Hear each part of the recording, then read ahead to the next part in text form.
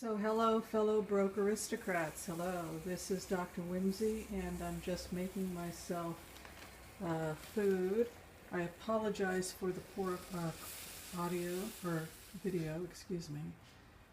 I'm just going to turn this down. I was asked if I could share some of what we make in our home that's affordable, inexpensive, and so I decided that today I would just show you something that I do. Now, if you're experimenting with vegetarian cooking, I want you to understand that you might have to get used to taste and flavors that you're not very familiar with. I'm just looking for a spoon here. Here, this is a good one. All right. This is Indian cooking, what I'm doing today. I went ahead and you can get these ingredients at the 99-cent store if you're on a very tight budget. I just have some lentils in here. I've chosen the red lentils. If you do go into Whole Foods, you can buy this stuff at almost the same price, or around the same price as the 99-cent store, by buying your beans and rice in bulk. But this is the red lentils, which actually grow. They cook a lot faster than the brown lentils. So I've just put some water in to those red lentils, and I'm going to be adding to this some white rice, but you could do brown rice. White rice is not as nutritious as brown rice, so I do not use white rice that often.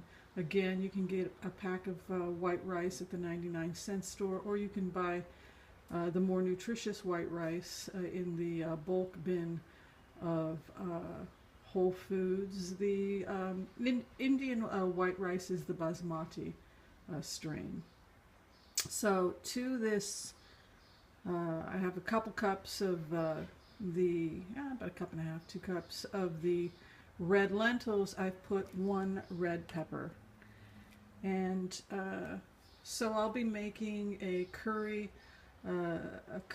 lentils, and to that I'm going to be adding the white rice, and it's all in one. It's a one-pot wonder with tons of vegetables, and I think the price per serving is under 50 cents. So I'll update you when this meal is done. Okay, thanks for watching. Alright, so we've had this cook for about 10 minutes, my lentils, so now comes the fun part. I'm going to go ahead and add some vegetables. You can add whatever vegetables you like. Carrots are a good idea. I've got some organic carrots I bought on sale at Trader Joe's. Very nice. They're always cheap on Trader Joe's. I threw in some organic tomatoes I bought at Food for Less here in West Hollywood. That is owned by the Kroger company, and that's their discount store. And they do have organic. And then I've got here some potato. I threw in 1 potato.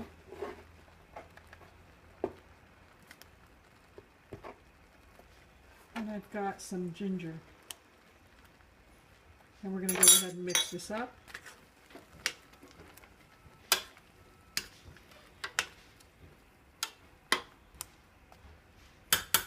And let that cook another 10 minutes.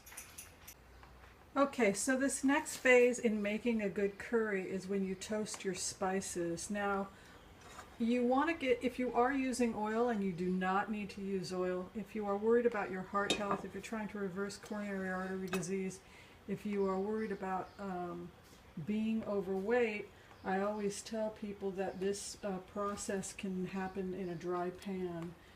But I decided that I am going to use a little bit of coconut oil, because coconut oil can take a high heat. Olive oil tends to burn. I'm going to add just a little bit of cumin seed there. Now, if you don't want to bother doing all these expensive spices, and you're, again, trying to really get your budget tight, just buying a pre-made pre-made curry powder will give you a great flavor. You don't have to do all this complicated stuff that I'm doing. I'm just spoiled rotten, so that's my story with that. But yeah, so you really want these to start to pop. I'm trying to do this one-handed here. And I add A little bit of turmeric. I'm eyeballing that. You'll get the more you cook this type of food, the more you're going to get used to it. I love the taste of coriander, so I'm generous with my coriander.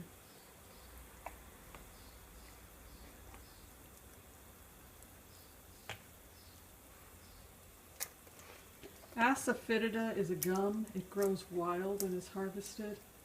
I think they might also grow it conventionally. Not everyone in the West likes asafoetida. Asafoetida is great for people who want to get a garlicky flavor, but they don't do garlic. And I just added a bit of asafoetida there as well. You could also add some paprika if you wanted to. I think I'll go ahead and do that. And I am going to add to this a little bit of some curry powder I have as well. So we'll hold on, and I'm going to do that, and then I'll come back. The smell that this is producing now, you can see from all these married toasting spices, is really great. And it's right about the time when I'm going to add my onions. I have some chopped onions here.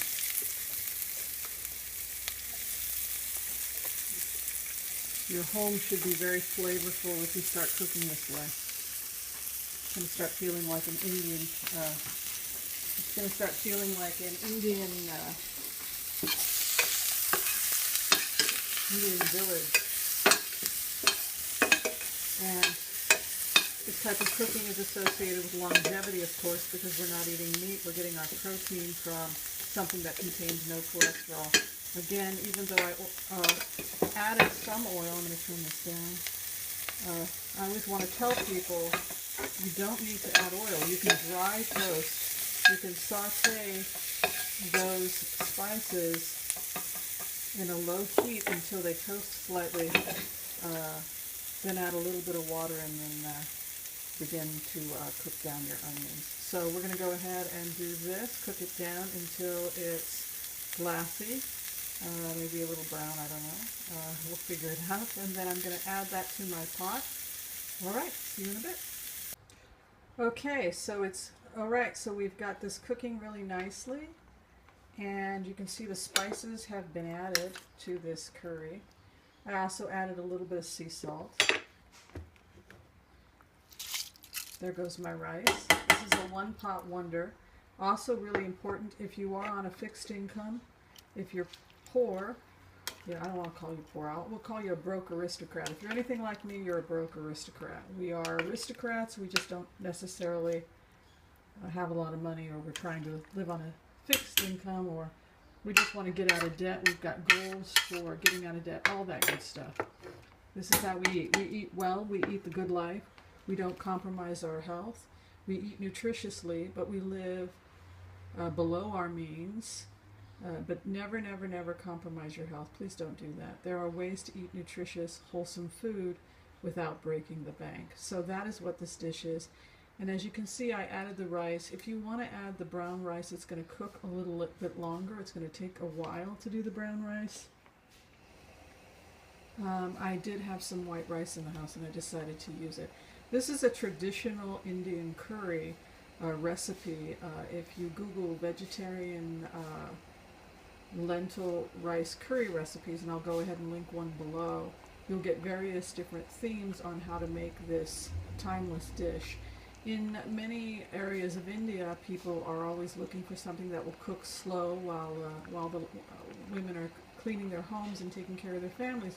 They're usually cooking a pot of lentils, a curry, slow cooking. They cook with dung, cow dung a lot in India, which is a slow burning fuel that obviously it's renewable. And they just let the curry slowly cook as they are prepping their day. So the total cost of this dish will probably run you about 50 cents or less per serving. Again, you can get all these ingredients probably at the 99-cent store, including your vegetables, your onions, your carrots, your tomatoes, your potato, if you want to throw a potato in there. And you just have some curry powder. If you don't want to do anything complicated like I was doing, where you're combining the different spices, you can just do a straight curry powder. And I'm going to put a lid on this for about 10 to 15 minutes, then turn it off and let it sit for another 5 to 10 minutes. Total prep time, cooking time, and everything combined took me under an hour. I think you could probably have this ready in about 45 minutes, depending upon how quick a cook you are.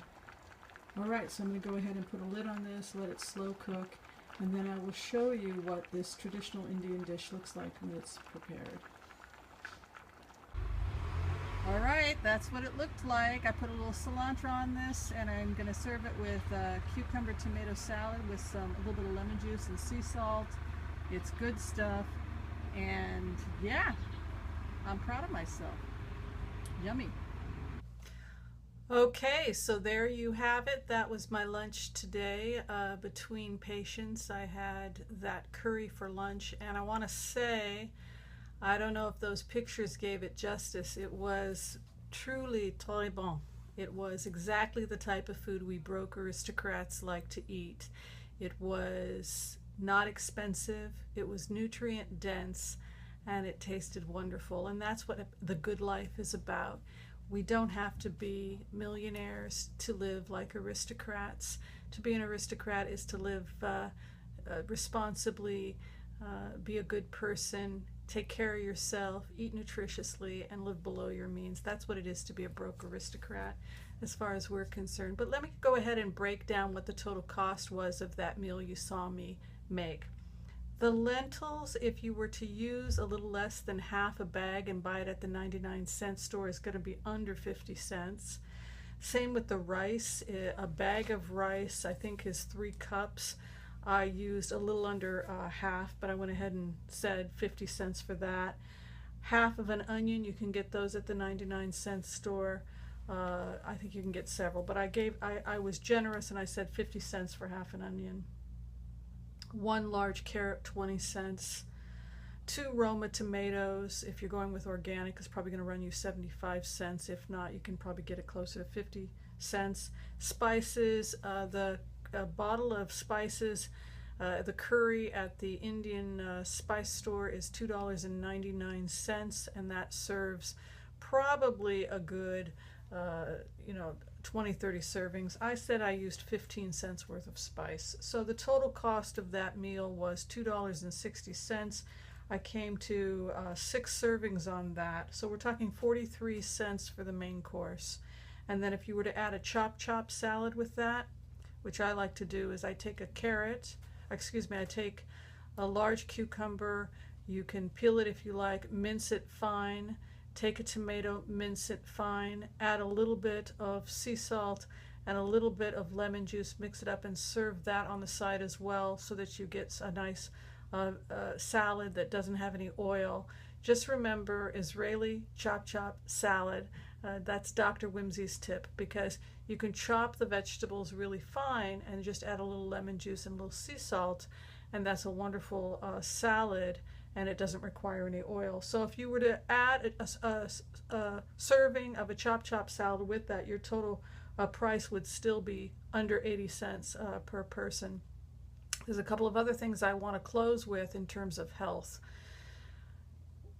There have been studies on a plant-based diet. Obviously, if you're not willing to go plant-based, at least experiment with having some plant-based foods in your diet, because it's associated with not only decreased risk for heart disease, but now we're looking at diabetes and colon cancer as well, because of the increased consumption of fiber and the fact that these are nutrient-dense foods. They're also lower in terms of calories. So those are the things that are going for us when we eat like this.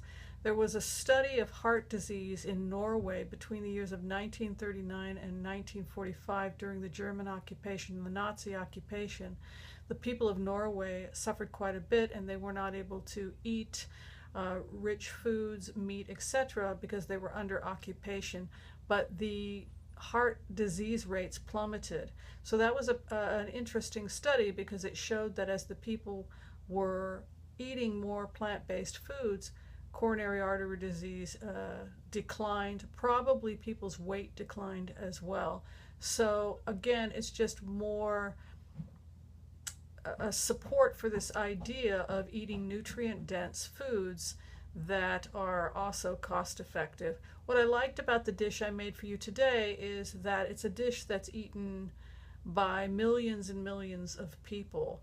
As I said, this was a popular dish in India because it's cooked in one pot, and for many of the people in India who don't have a lot of money, they may only have one good pot, and so the entire meal is cooked in one pot. As I said before, it's slow cooked, usually on dung. Dung is collected from the cattle and it's dried and it's used as fuel, and it burns very slowly, so the lentils are cooked slowly over this dung fire. While a woman will clean her home and get her children ready, she will prepare the lentils. If you really want to get into Indian cooking as much as I have, you might want to grab a couple of really great books that are based out of India, and I will put those up above. There are so many wonderful books that take place in India, and there have been great books that are based in India that have been coming out for years. Some of my favorite writers have written about life in India. So the wonderful thing about books, on a side note, is that you can travel all over the world from the comfort of your own home, and all you need is a library card. So that's pretty great. And that's also something to think about as you begin to experiment with these other cultures and these other types of food, is maybe pick up a good book that takes you on an adventure to that part of the world where the foods originated. I want to thank you for watching this video of Broke Aristocrats. Be sure and share, like, subscribe, and tell me what healthy dish you make in your home that is plant-based, beans and rice, and how much did it cost? I'd be curious. Thanks for watching. Take care. Bye-bye.